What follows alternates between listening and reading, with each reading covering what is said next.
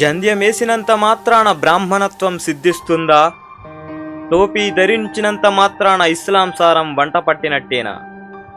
ఎదపై శీలువ వేలాడదీసుకున్నంత మాత్రాన క్రీస్తు మార్గంలో నడుస్తున్నట్టేనా? జంధ్యమేసుకోమని, టోపీలు శీలువలు ధరించమని నేను చెప్పానా?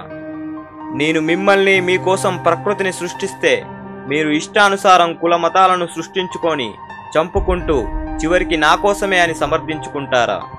మీ అవసరాలకు విలాసాలకు ప్రకృతిని నాశనం చేసి విలయాలకు బాధ్యుని నేనంటూ నన్ను ఆడిపోసుకుంటారా?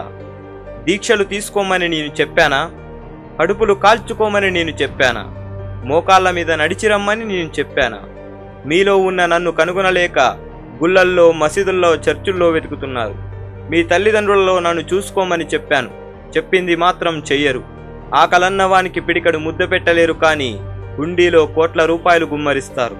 మీరిచ్చే కాగితపు నోట్లు నాకు అవసరమా? మీరు సృష్టించుకున్న కాగితాలకిస్తున్నంత విలువ మానవ సంబంధాలకు ఇవ్వడం మర్చిపోయారు. ఎప్పటికైనా మీరు నా దగ్గరికి రావలసిన వారే అన్న స్పృహ లేకుండా బ్రతుకుతున్నారు. చనిపోయిన తర్వాత మిమ్మల్ని చుట్టే వస్త్రానికి జేబులుండవు. సంపాదించిన సొమ్మును దాచుకోవడానికి నీ సమాధిలో బీరువాలు ఉండవు.